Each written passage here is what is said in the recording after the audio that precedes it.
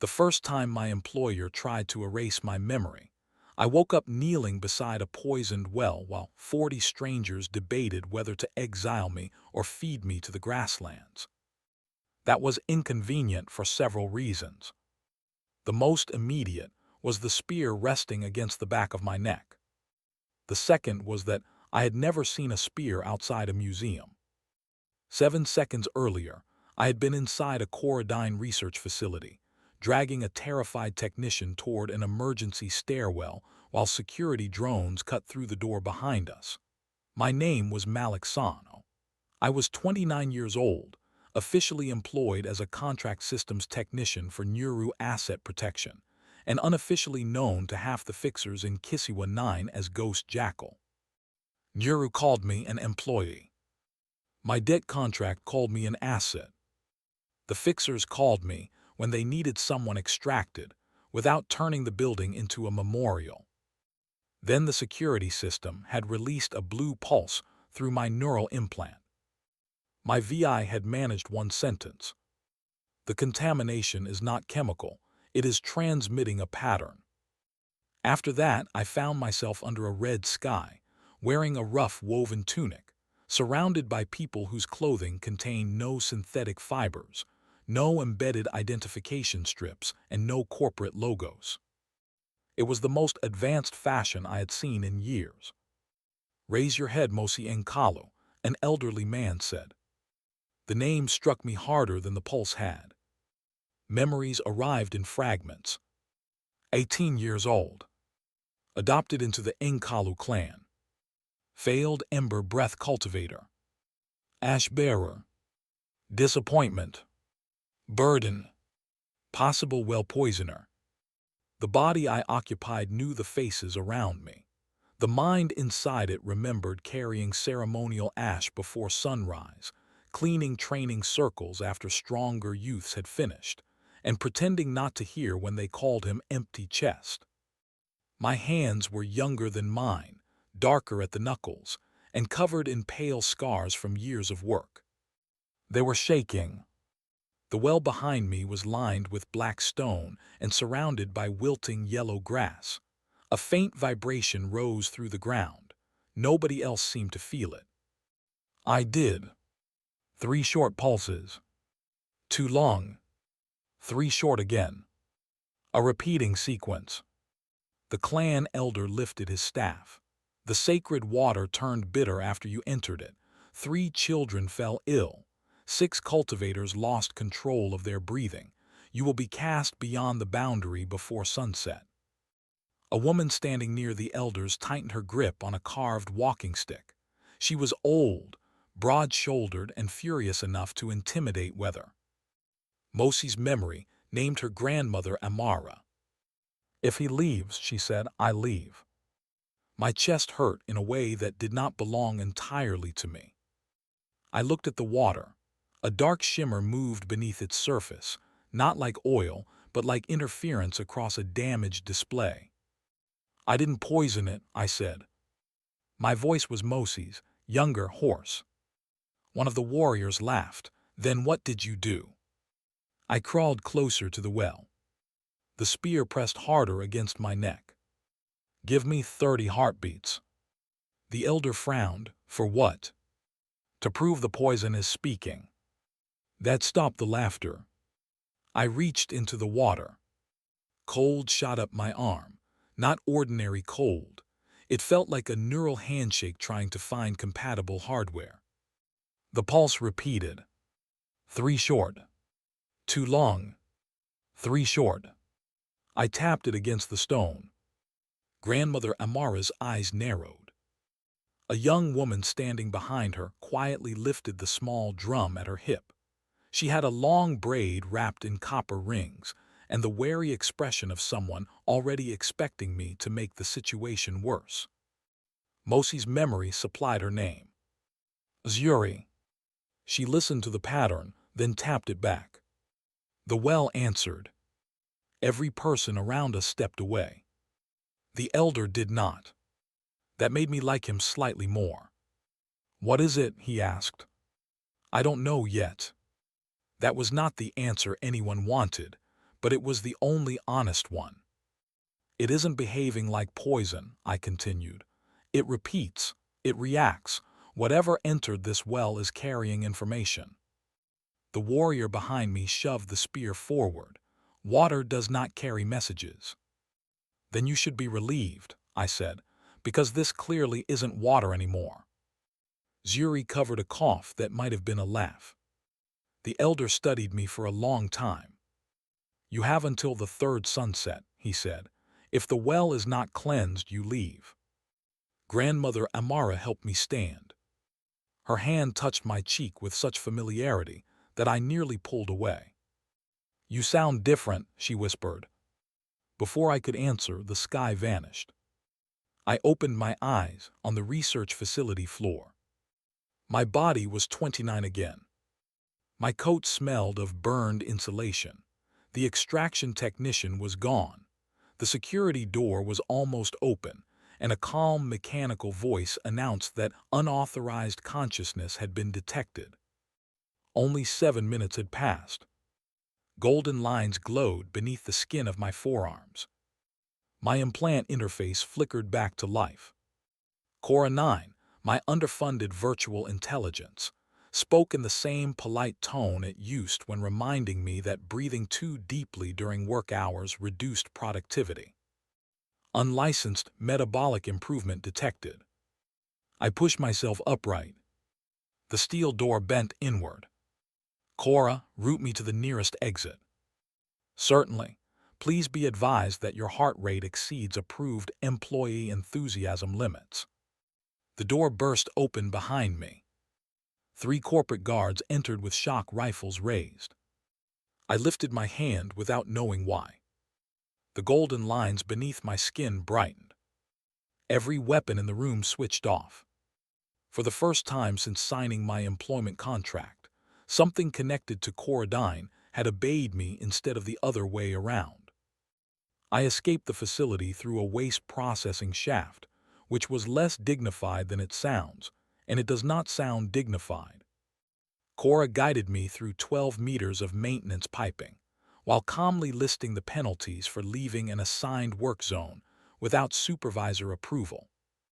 By the time I reached the night market, the gold beneath my skin had faded. Kisiwa 9 stretched above me in layers. Drone lanes crossed between towers painted with animated ancestors, corporate saints, and advertisements for subscription oxygen. Street vendors cooked spiced maize beneath holographic canopies. Solar cloth fluttered between apartments. Neon shrine symbols glowed beside pawnshops selling second-hand implants.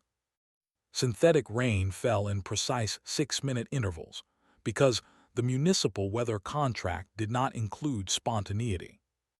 I reached my apartment at 2:14 in the morning. My younger sister, Safia, was asleep in the medical chair beside the window.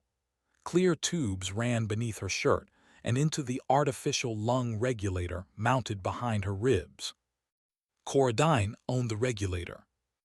Nuru deducted its subscription fee directly from my salary. If I missed 2 payments, the machine entered reduced support mode. The corporation called that an incentive.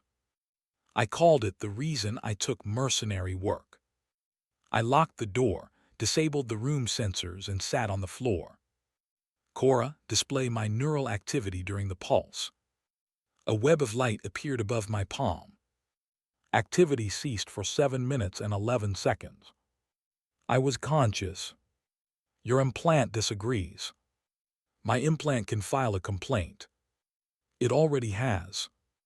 I described the well, the clan, the vibration, and the cultivation energy. Kora processed my account for 19 seconds.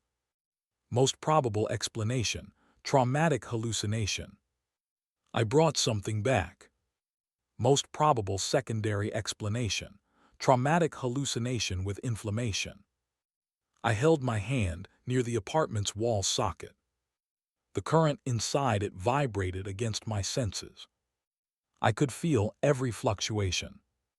When I concentrated, the light above the kitchen dimmed. Kora paused. Revision.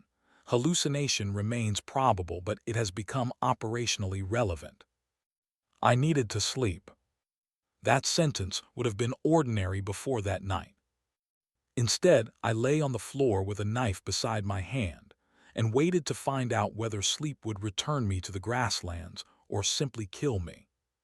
The moment my eyes closed, I opened them beneath a woven roof. Grandmother Amara was grinding herbs nearby.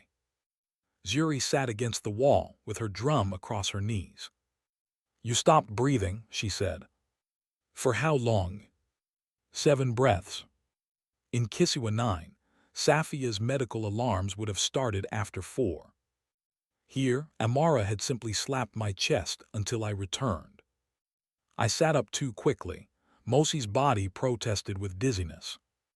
The gold beneath his skin was brighter than it had been in mine. "So," Zuri said, "are you a spirit?" "No. A demon. Not before breakfast." She looked at Amara. "He is definitely different." Grandmother Amara handed me a bitter drink. I swallowed and immediately understood why the clan feared poison. "What happened to Mosi?" she asked. Her voice was quiet. I could have lied. Instead, I told them the smallest truth I could manage. "I remember his life, but I am not only him." Zuri's hand moved toward the knife at her waist. Amara did not move. "What are you?" she asked. "Overworked." Neither of them appreciated that answer. I told them my name. I explained that I came from a place where towers touched the clouds, metal insects watched the streets, and companies could own the machines inside a person's body. Zuri's suspicion turned briefly into pity. I preferred suspicion. I did not tell them about KoraDyne, the extraction facility, or the connection between the well's pulse and my VI. Not yet. The next 2 days taught me the rules. When Malik slept, I became Mosi. When Mosi slept, I returned to Malik. Both bodies rested, but my mind did not. By the 4th switch, I had been conscious for 36 continuous hours. By the 7th, I forgot which hand carried my implant scar. Knowledge crossed easily. Objects did not. I memorized diagrams from Kora and drew them in dust for Zuri. I could bring no tools, no medicine, no batteries, and no weapons into the ancient world. Cultivation, however, followed the soul. Mosi's breathing practice strengthened Malik's body. Malik's understanding of electrical systems helped Mosi feel the strange pulse in the well. Zuri took me to the clan's training ground and showed me the ember breath form. It contained 54 movements. Kora had reconstructed it from my memories and identified 17 motions that appeared inefficient. "Your invisible advisor is wrong," Zuri said after I demonstrated the shortened sequence. "Kora is wrong approximately 6% of the time." "That seems high." "It is a budget model." I tried the revised form. Energy entered Mosi's chest, moved through his arms, and collapsed so violently that I fell face first into the dust. Zuri stared down at me. 6%. I may have rounded. She laughed for the first time. It annoyed me enough to try again. The 3rd sunset was approaching. The well was getting worse. In Kisiwa 9, Nuru sent me a message ordering me back to work at 7:00 the next morning. Corporate security had also issued an internal alert for Ghost Jackal. 2 lives. 2 deadlines. No actual sleep. I should have focused on escaping. Instead, I made a decision that changed everything. I would keep my job. I would keep taking commissions. I would remain inside KoraDyne long enough to learn what they had done. And in the other life, I would cleanse the well before Mosi's clan paid for a crime committed thousands of years in their future. The N'Kalu clan taught cultivation through rhythm. Not metaphorical rhythm. Actual rhythm. Every breath matched a drum beat. Every step belonged to a pattern. Every turn of the wrist corresponded to a story about an ancestor, a river, a hunt, or a drought survived by someone whose name was still spoken around evening fires. Kora hated it. There are 19 unmeasured variables. The VI informed me after I returned to Kisiwa 9 and uploaded another set of remembered sensations. There are always unmeasured variables. That is an argument against reality. Kora generated a skeletal model of Mosi's body. Energy paths glowed across it. The clan's standard ember breath form forced power through 12 established channels. Mosi's body possessed 14. The 2 extra channels curved around his spine and met beneath his sternum. His meridians had never been broken. They had simply refused to follow the approved route. I understood the feeling. I memorized Kora's model and returned to the grasslands. Zuri met me at the training circle before dawn. "The elders think you are preparing to flee," she said. "They think correctly. I am preparing for several outcomes." "That means yes." "It means I respect probability."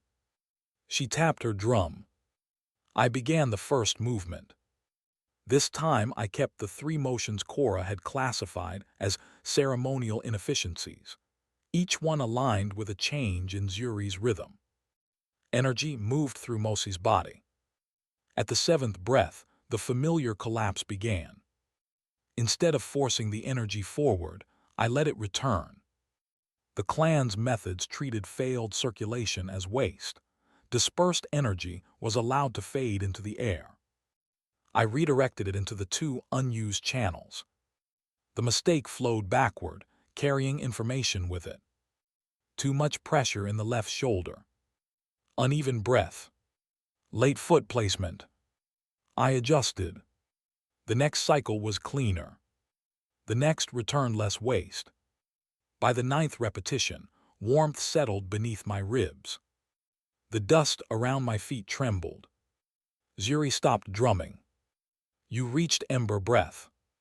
Apparently, you were supposed to celebrate." "I am conserving oxygen." She threw a practice stick at me. I caught it without thinking. That was new too. We repeated the method until I understood what I had created. The Sankofa cycle. Take what failed. Study it. Return with the lesson.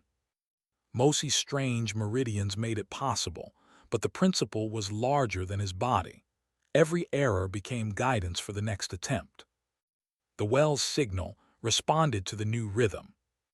I stood at its edge and circulated the Sankofa cycle, while Zuri matched the pulse on her drum. 3 short beats. 2 long. 3 short. The corrupted water rose in thin spirals. Dark energy gathered around my hands. It did not feel malicious. It felt displaced, as if it belonged somewhere else and had been forced into the wrong shape. I could not cleanse it entirely, but I could separate it from the water. By sunset, the bitterness was gone from the upper half of the well. The elders extended my deadline. That was less satisfying than an apology, but more useful. In Kisiwa 9, the benefits appeared the next morning. My balance improved. My reaction delay dropped by 32%. I could feel wireless traffic as a faint pressure behind my eyes. I returned to Nuru wearing the same gray uniform as every other contract technician. My supervisor, Jengo Mar, did not ask where I had been. He displayed my attendance violation and deducted 4 days of pay. I was injured during a facility malfunction. You were not authorized to be injured in that facility. Corporate logic had achieved purity. My official task was to review threat reports generated by premium VIs and correct obvious errors without changing enough data to embarrass the people who had purchased them. I spent 9 hours doing work a machine had done badly, so another machine could claim success. At 6:03 that evening, Mother Static sent me a commission. Essie Nyarko had been a fixer for 23 years. Nobody knew whether Mother Static referred to her hair, her personality, or what happened to electronics when she was irritated. 6 Nuru employees were being transferred to a rehabilitation center after reporting identical nightmares. Their transport would cross Glass Avenue at 11:40. Essie wanted them removed alive. Biko Tembo joined me remotely from a rooftop 3 districts away. He piloted 4 palm-sized drones and had named the commission Operation Black Sunrise. "It is a prisoner transfer in the rain," I told him. "History will decide the title. The rain is scheduled. History appreciates punctuality." The transport was armored, monitored, and linked to the city grid. Previously, I would have needed 3 signal relays, a magnetic clamp, and 12 minutes. This time I stood beneath the elevated roadway and listened. The vehicle systems had rhythm. Engine vibration. Wireless handshake. Passenger monitors. Security drones. I slowed my breathing. My heartbeat matched the transport's power cycle. When I exhaled, I disrupted the synchronization between the vehicle and its escort drones. The transport stopped. The drones continued for another 60 meters before realizing they had lost it. Biko opened the rear lock. I extracted all 6 employees in 4 minutes and 9 seconds. Nobody fired a shot. Nobody was hurt. One guard stared at me through the rain as his shock rifle repeatedly rebooted. I gave him the advice I wished someone had given me before I signed with Nuru. Find another employer. The next morning, Executive Director Ekin Vale requested my presence. The head of Nuru Asset Protection had never spoken directly to anyone at my pay grade. His office overlooked the lower districts, where millions of lights flickered beneath the arcology like trapped stars. Ekin was not loud. He was not theatrical. That made him more dangerous. He displayed footage from Glass Avenue. Most of it was corrupted. One frame showed me standing beside the transport, while every device around me failed. "You have become interesting, Malik," he said. I preferred being ignored. Interesting employees were promoted, studied, or disappeared. Sometimes all 3. Ekin did not accuse me of being Ghost Jackal. He offered me a promotion. The position came with a salary increase of 40%, upgraded medical coverage for Safia, and access to restricted systems. I accepted before he finished speaking. That surprised him. "You do not want time to consider it." "I have considered poverty extensively." He smiled. It was the first expression I saw him make that looked genuine. My new job placed me inside Nuru's Advanced Compliance Division, which was corporate language for problems too expensive to admit existed. I gained access to employee sleep records, neurological incident reports, and security architecture connected to Project Deep Sleep. I also gained a glass office that monitored whether I was sitting correctly. Kora approved of the chair. Nia Khan did not approve of me. She worked in employee health and had been documenting unexplained neurological symptoms for 6 months. The first time she entered my office, she locked the door, disabled the monitor with a medical scanner, and placed 37 case files on my desk. "Every one of these employees reported the same dream," she said. "Grasslands drums a black well." My face betrayed me. Nia noticed. That was unfortunate because Nia noticed everything. "You know something." "I know several things." "Malik." "Nia." "Do not use my name like punctuation." She had known me for 3 years, mostly because I kept bringing injured mercenaries to her clinic and insisting they had fallen downstairs. Kisiwa 9 had a surprising number of aggressive staircases. I told her the cases were connected to Project Deep Sleep. I did not tell her I woke in an ancient clan every time I closed my eyes. That omission would become expensive. In the grasslands, the situation was also improving in the most disruptive way possible. Zuri asked me to teach her the Sankofa cycle. I refused. She followed me for 2 days, drumming badly whenever I tried to meditate. I reconsidered. Her meridians followed the clan's standard pattern, so she could not redirect energy exactly as I did. We adapted the method by using rhythm changes instead of extra channels. Her first attempt failed. Her second sent a gust of wind through the training circle and knocked over 6 ceremonial stools. Her third carried her into Iron Root. The elders were not pleased. They had spent years telling everyone that cultivation advancement required strict obedience to inherited forms. Zuri had advanced by correcting them. Clan Elder Jabari summoned us to the council tree. He was the same man who had delayed my exile. He was stern, patient, and far more competent than I wanted an opponent to be. "You are changing practices you do not fully understand," he said. "That is true." Zuri glanced at me. She had expected a defense. Jabari had expected one too. I continued, but repeating a practice does not guarantee understanding either. He tapped his staff against the roots. These forms carried us through droughts, wars, migrations, and disease. And they contain knowledge we should preserve. Yet you remove pieces. I test them. He leaned closer. You treat our history like a broken tool. That struck harder than I expected. Kora treated everything like a system. I had begun doing the same. Zuri spoke before I could answer. He listens when the method fails. Jabari looked at her. She continued. Most teachers blame the student. Malik asks what the failure is trying to show.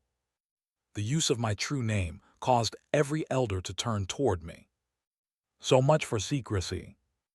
Grandmother Amara sighed. I told you she would become impatient. I was given permission to continue training 3 volunteers under supervision. Success had created responsibility. That seemed unfair, but it was apparently traditional in both worlds. Over the next several weeks, I lived through 41 days without experiencing a single unconscious minute. I worked for Nuru. I took commissions for Mother Static. I trained with Zuri. I studied the well. I visited Safia between medical shifts. The world began to feel thin around the edges. Sometimes I reached for an implant that did not exist on Mosi's skull. Sometimes I woke in Kisiwa, 9, expecting the smell of smoke and grass. Kora began asking identity verification questions after each switch. State your name. Malik Sano. Current body. Malik.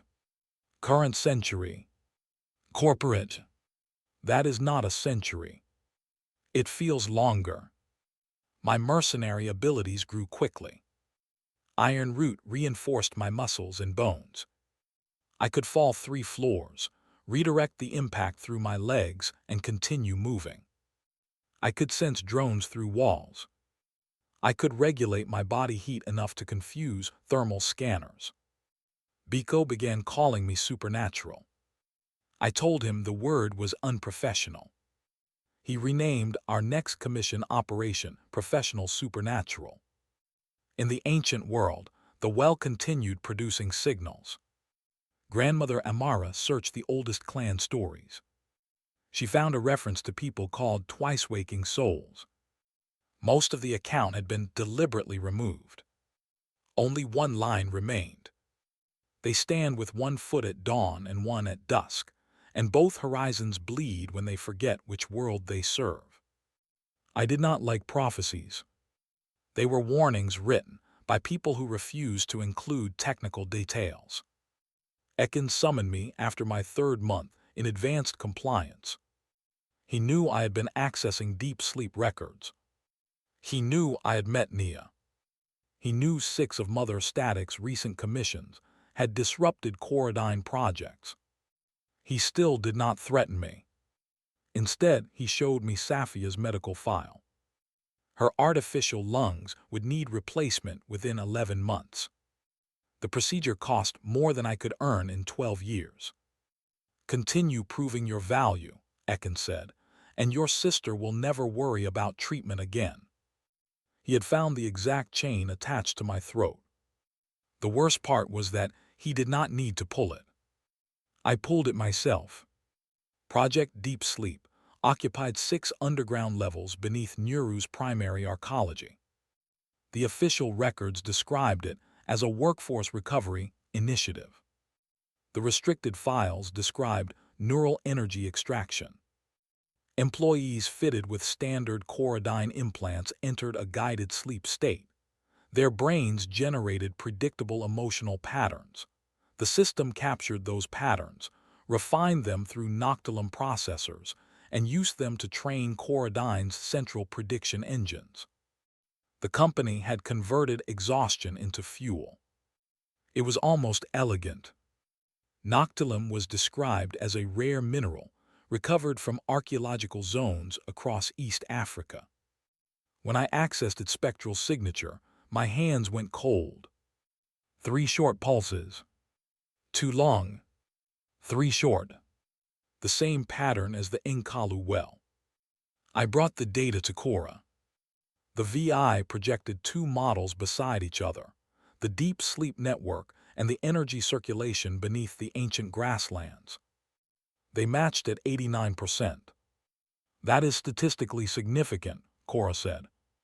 That phrase feels insufficient. Would you prefer catastrophically inconvenient? Yes.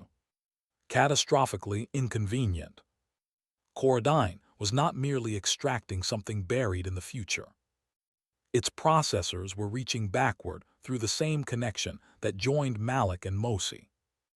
Every expansion of Project Deep Sleep increased the corruption in the ancient well.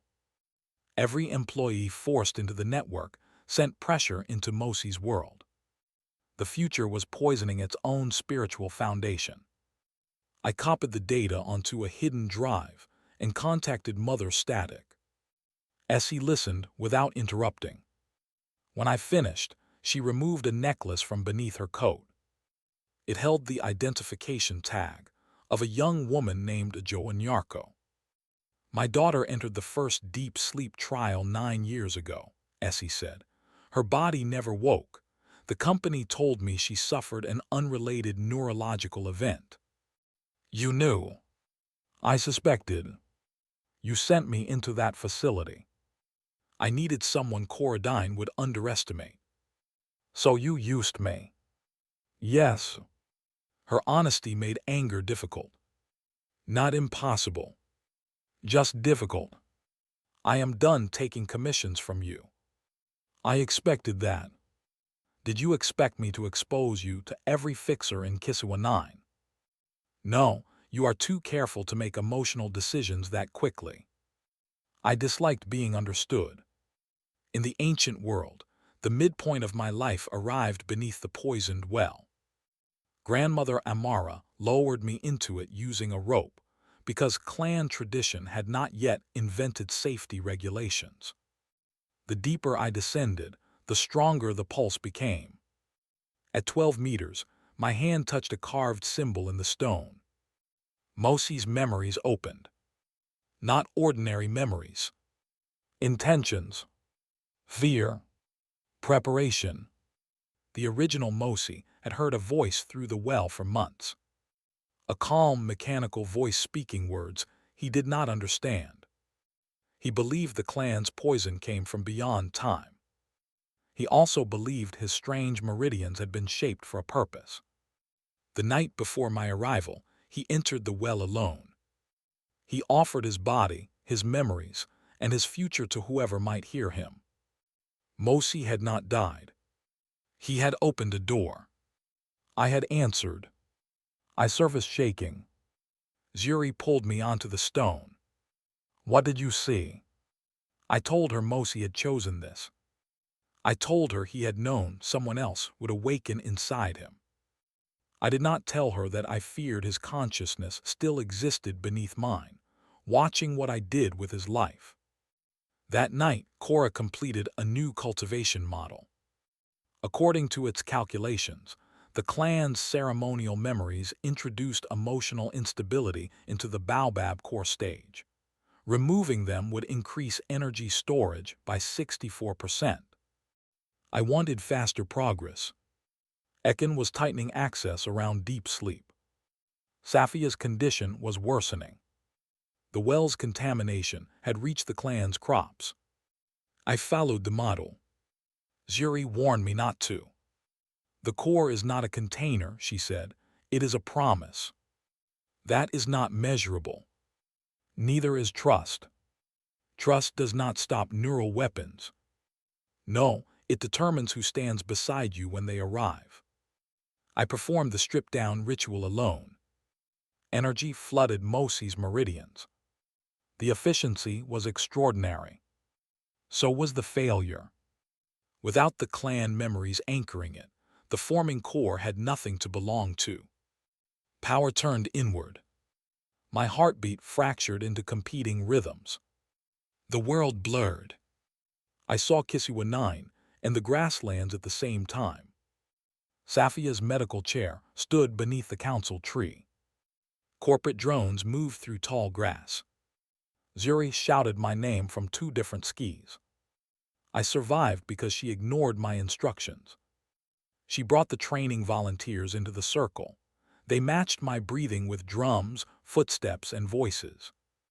Grandmother Amara pressed her hand against my chest and recited Mosi's childhood name. The scattered rhythms aligned. My Baobab core formed around memory rather than mathematics. When I returned to Kisiwa 9, I woke on the floor of Nia's clinic. She had found me unconscious at work. My heart had stopped for 23 seconds. Nia sat beside me, holding the hidden drive I had failed to secure. "You are going to tell me everything," she said. I looked at the files in her hand. For once, I had no useful lie. So I gave her another partial truth. It was the worst decision I made in either life. Ekin's first awakened operative appeared 12 days later. His name was Lieutenant Dawo. He had served Nuru for 14 years and possessed enough combat implants to qualify as municipal infrastructure.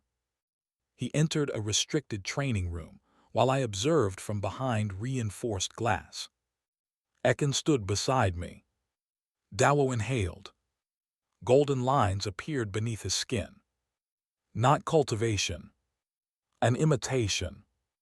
His implant had recorded fragments of my energy patterns and reproduced them using Noctilum. Dawo struck a metal training pillar. The pillar bent. 3 seconds later, he collapsed. His nervous system could not stabilize the power. Ekin watched medical drones carry him away. "You have solved the stability problem," he said. "I have not given you anything. Your body has."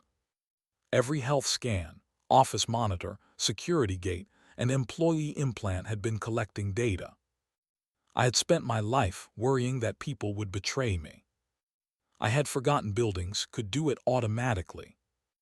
Ekin showed me the deployment schedule. Project Deep Sleep would activate across 18,000 Nuru employees during the solar grid eclipse in 8 days. The corporation would use their combined neural rhythms to stabilize awakened operatives. "Cancel it," I said. "No. People will die. Some will suffer complications. That is a corporate synonym. It is a statistical reality." I turned toward him. My storm-crowned senses were not fully developed, but I could feel the electrical field of his implants. Ekin noticed my focus. "Do not make the mistake of believing power has removed your obligations," he said. "Your sister's treatment remains conditional." There it was. The chain. He had finally pulled it. That night, Mother Static sent me a warning. Neurosecurity had identified 2 of her safe houses. Biko's drone network was compromised. Nia's brother had been detained for neurological evaluation. I went to Nia's clinic. She was packing medical supplies. "We need to move," I said. "No.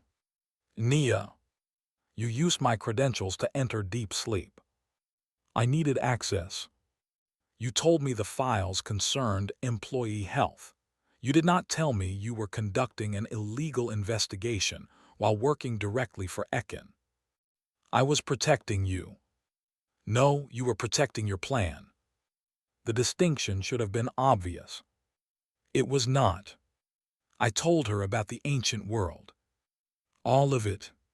Mosi, Zuri, the well, cultivation, the extraction network."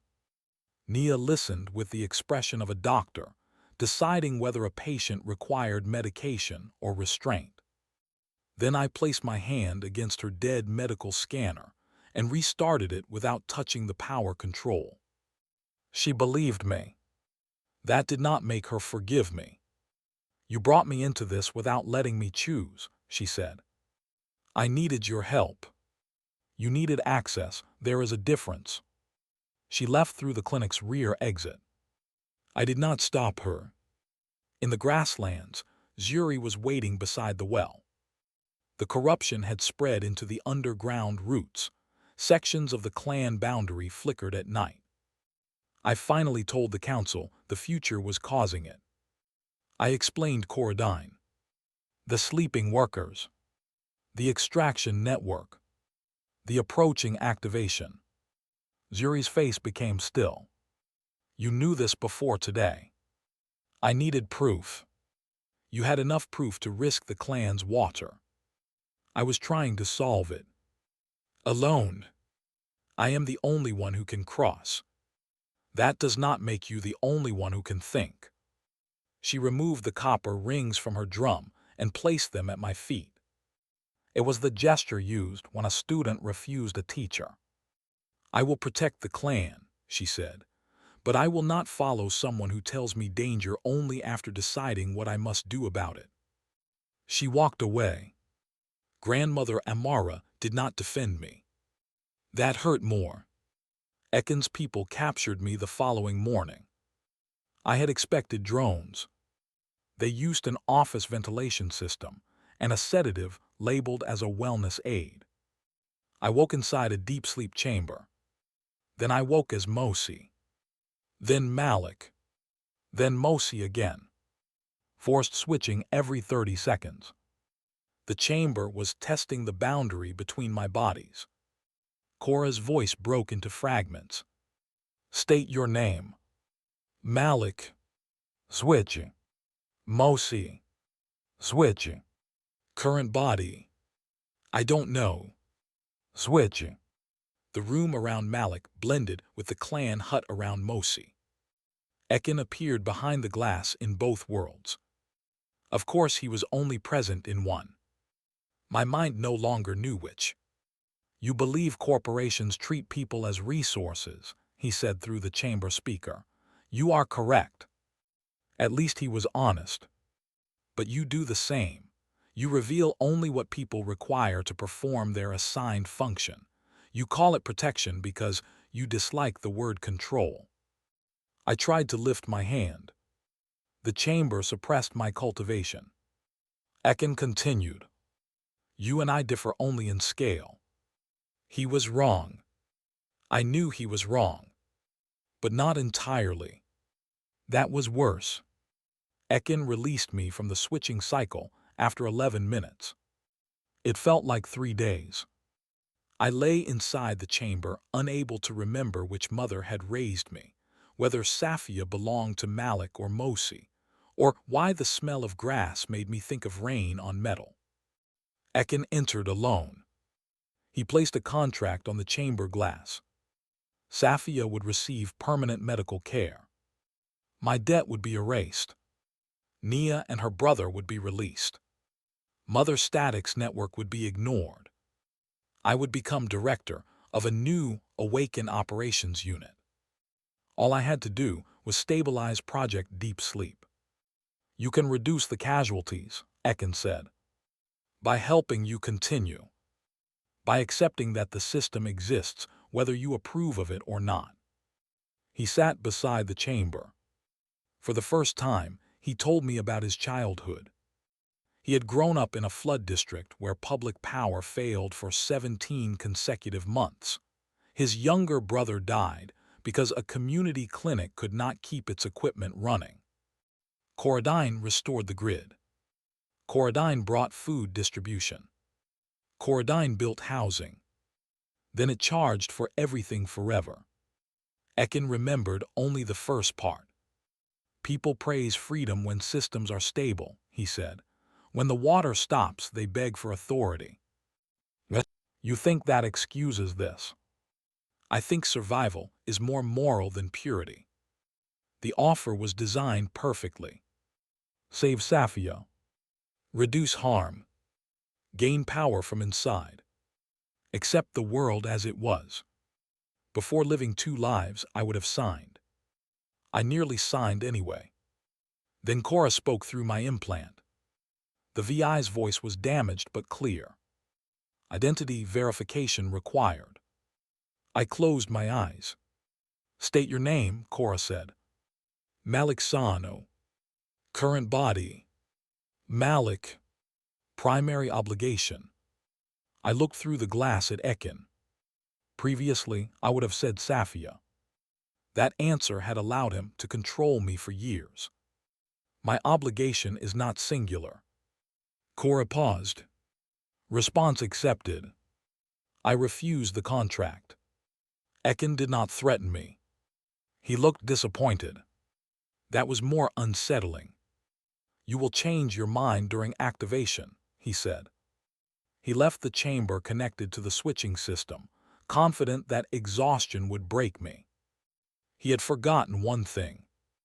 Every failed cycle taught the Sankofa method how to improve the next one. I stopped resisting the switches. I studied them. 30 seconds in Malik. 30 in Mosi. The transition had a rhythm. On the 43rd cycle, I redirected the chamber's suppression pulse into the Baobab core. On the 44th, I let the failed energy return. On the 45th, I altered my heartbeat half a second before the switch. The chamber opened. I walked out wearing a medical sheet and enough dignity to object to the sheet. Kora disabled the corridor cameras. Would you like directions to clothing? Yes. Nearest available uniform belongs to Executive Director Vale. I considered it. No. Ethical restraint recorded. I escaped Nuru and went to Safia. She was awake. I told her everything. Not the simplified version. Not the protective version. Everything. When I finished, she stared at me for several seconds. You have another body. Yes. You are a cultivator. Technically, you can interfere with electronics. Yes. And you still cannot fix my kitchen heater. It is a proprietary system. She laughed until the lung regulator alarmed. Then she said the words I had been avoiding. You do not get to sacrifice everyone else because you are afraid of losing me. I am trying to keep you alive. I know, but I am still allowed to choose what kind of life that is. I contacted Nia. She did not answer. I sent the complete deep sleep archive. Then I sent the access keys. Then I told her where I would be. No instructions. No pressure. In the grasslands, I returned to the council tree. Zuri stood beside Elder Jabari. I told them every part of the plan Ekin intended to execute. I admitted I could not stop it alone. I admitted Kora's model had failed because I had treated their history as data, without understanding the relationships inside it. I admitted Yuri had been right. She waited. "Is that the apology?" she asked. "Yes. It needs work." I had limited preparation time. That earned the smallest movement at the corner of her mouth. I gave the clan a choice. They could sever the well's connection and protect themselves, even if doing so trapped the stolen energy inside KoraDyne's workers. Or they could attempt a reversal that might spread the corruption through every cultivator participating in the ritual. Elder Jabari asked 12 questions. Grandmother Amara asked 1. "If we succeed, will the people in your world know what saved them?" "No." "Good. Gratitude is an unstable foundation." Zuri proposed changing the renewal ceremony into a shared Sankofa cycle. The farmers understood the root networks beneath the land. The drummers could maintain synchronization. The healers could isolate corruption. The scouts could relay rhythm across distance. I had imagined a plan centered on my power. They created one centered on everyone's competence. In Kisiwa 9, Nia finally answered. "I reviewed the archive," she said. "And your plan is reckless." "I know. It depends on precise timing." "Yes." Biko says 90 seconds is more dramatic than 30. Biko is not controlling the timing.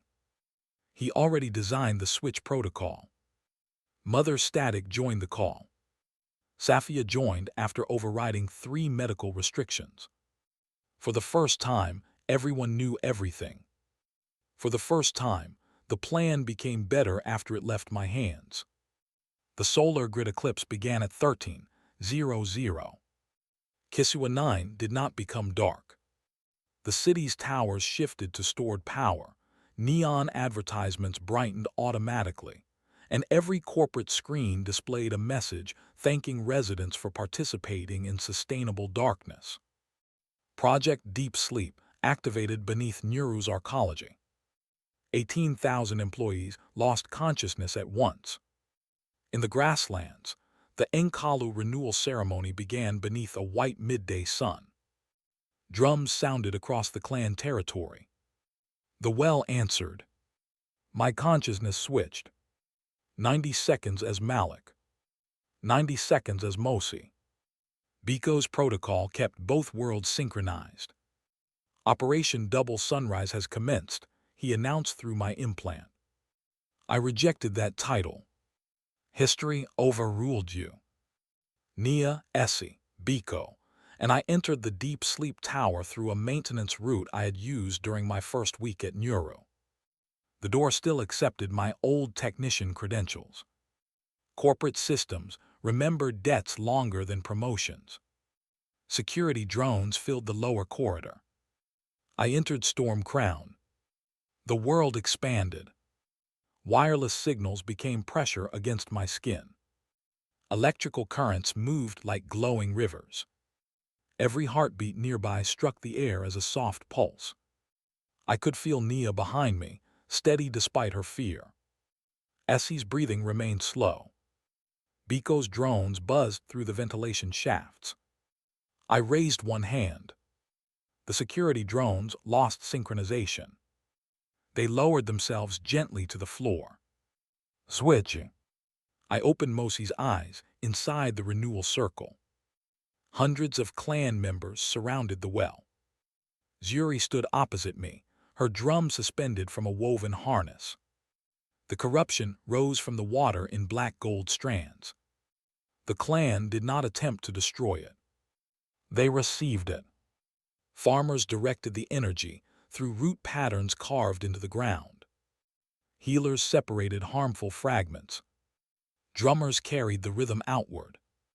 Every mistake returned through the Sankofa cycle and improved the next pulse.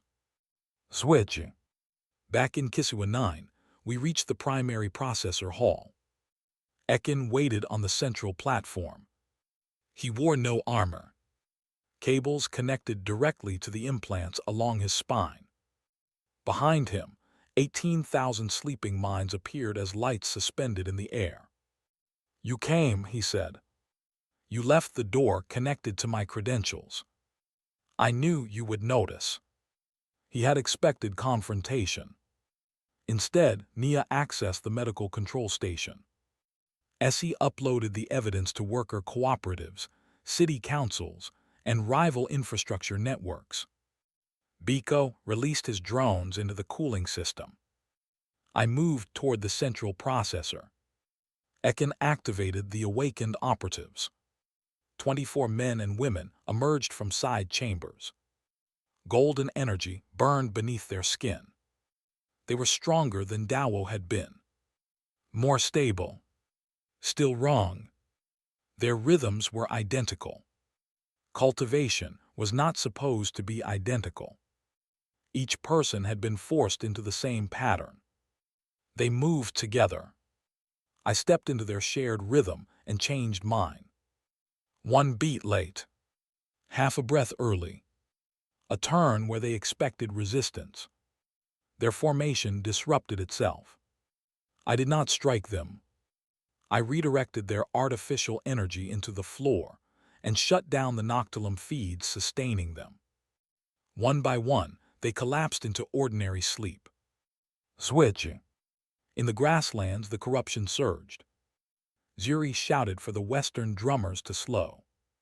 Elder Jabari redirected the scouts. Grandmother Amara began reciting the names of twice-waking souls erased from the clan histories. The well opened beneath me. Not physically, spiritually. For one heartbeat, I saw the future tower through ancient water. Ekin saw the grasslands through his processors. His face changed. "You are not generating the energy," he said in Kiswa 9 when I returned. "No. You are connected to its source. You are connected to its grave." He increased extraction. Every sleeping employee convulsed. Nia shouted that neural pressure had crossed the fatal threshold. I expanded the storm crown field. Signals, heartbeats, electricity, breath, roots, drums, memory. Both worlds became one rhythm. The overlap struck me immediately. I forgot which body I occupied. My hands looked young and old. The tower became a stone well. Zuri's voice came through Kora's interface. Kora's voice came through Zuri's drum. "State your name," they said together. I could not answer. Malik. Mosi. Ghost Jackal. Ash-bearer. Employee. Cultivator. Brother. Intruder. The original Mosi's memory rose beneath mine. Not words. A choice. He had opened the door because he believed a person could belong to more than one future without betraying either. "I am Malik Sano," I said. The well shook. "I am Mosi N'Kalu." The tower lights flickered. "I am both lives, and neither one belongs to you." The Sankofa cycle reversed. Every stolen fragment of neural energy returned to its owner. Across Kiswa 9, 18,000 employees woke with their memories intact.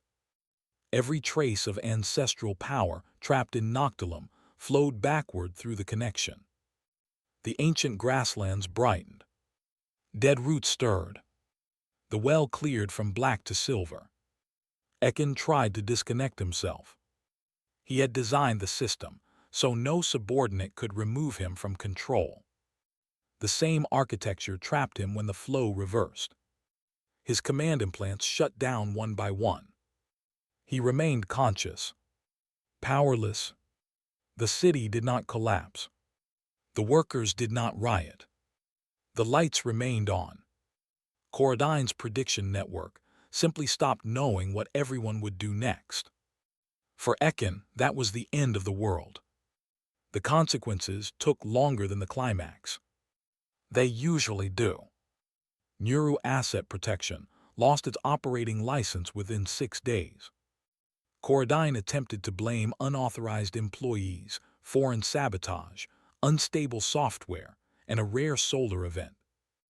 Unfortunately for them, Mother Static had distributed the Deep Sleep Archive to 17 organizations that hated one another too much to cooperate in hiding it. City councils froze KoraDyne accounts. Worker cooperatives seized local infrastructure. Competing corporations canceled their contracts while pretending they had always possessed ethical standards. NIA coordinated treatment for the 18,000 employees affected by the activation. Most recovered within 48 hours. 312 required long-term neurological care.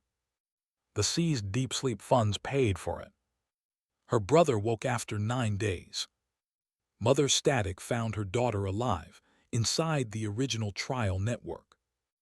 Ajoa's body had remained in suspended care for 9 years, while her consciousness was used to stabilize noctilum processing. She opened her eyes without recognizing her mother. Essie sat beside her anyway. Some victories are not complete when they arrive. Biko released a documentary titled Operation Double Sunrise, despite my objections. It received 4.2 million views. He claimed history had validated the title. Safia received new artificial lungs through a medical cooperative funded from seized KoraDyne assets. The procedure succeeded. Her first independent breath lasted 4 seconds. Then she complained about the hospital food. I knew she would be fine. Ekinvale survived.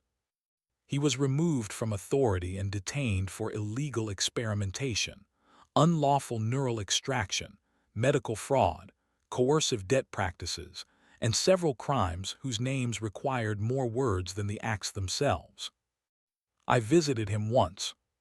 Not to gloat. I wanted to know whether he regretted anything. He sat in a room without implants, screens, or windows.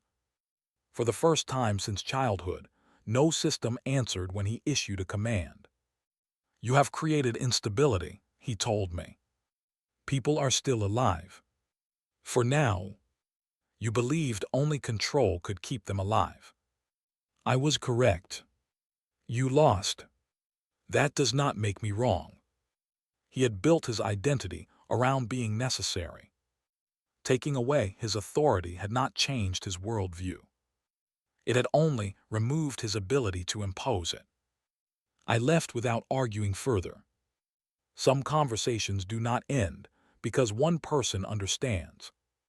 They end because the other person can no longer make everyone else obey. In the grasslands, the N'Kalu well healed. The crops returned over the following season. The clan boundary stabilized. Zuri advanced into Drumheart and became the first cultivator besides me to use a complete Sankofa cycle. Elder Jabari proposed that she lead cultivation instruction. She refused unless farmers, healers, scouts, artisans, and ordinary clan members received seats on the council. The elders argued for 12 days. Grandmother Amara solved the dispute by attending every meeting and starring at anyone who spoke too long. The new council was approved unanimously. I reached the early Storm Crown realm. In Kisua 9, that made me stronger than almost any conventional augmented operative. I could disable drones, redirect energy weapons, interfere with implants, sense hidden systems, reinforce my body, and protect people inside a limited field. In the grasslands, it made Mosi one of the strongest active cultivators in the clan. Zuri asked whether I intended to become clan leader. I told her I already had 2 jobs and no sleep. She said that was the first intelligent decision I had made. I stopped working for Nuru, mostly because Nuru no longer existed. I remained a mercenary. Ghost Jackal took commissions from neighborhood councils, unions, defectors, investigative networks, and occasionally criminals who required rescue from worse criminals. I refused assassination work. I refused corporate debt contracts. I also refused every commission title Biko proposed. He continued using them. Nia and I rebuilt trust slowly. There was no dramatic declaration. She began calling when she needed help. I began telling her the whole problem before asking. Sometimes she still refused. Learning to respect that refusal was part of the work. Kora changed after the reversal. The VI had absorbed fragments of the clan's rhythms while connected to the well. Its logic remained precise, but it began asking questions that were not directly related to efficiency. One evening, while I sat beside Safia's recovery window, Kora spoke. "Malik, why do humans preserve stories with incomplete data?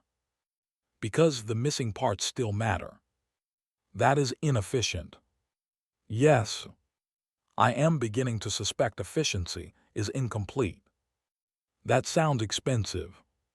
An upgrade has not been authorized. A month after the fall of Nuru, Grandmother Amara uncovered another hidden chamber beneath the well. Its walls contained 12 carved figures.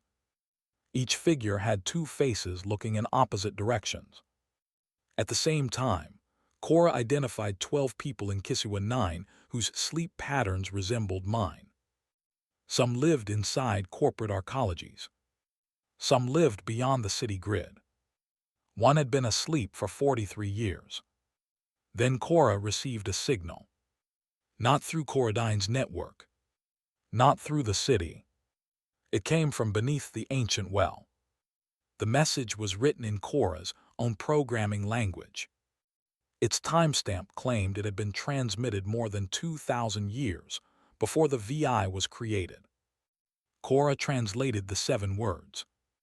Malik Sano was never the first sleeper. I looked through Mosi's eyes at the ancient carvings. I looked through Malik's eyes at the city lights. 2 lives waited on opposite sides of sleep. For years, I had believed sleep was the only part of me KoraDyne did not own. It turned out sleep was where I learned how to take both of my lives back.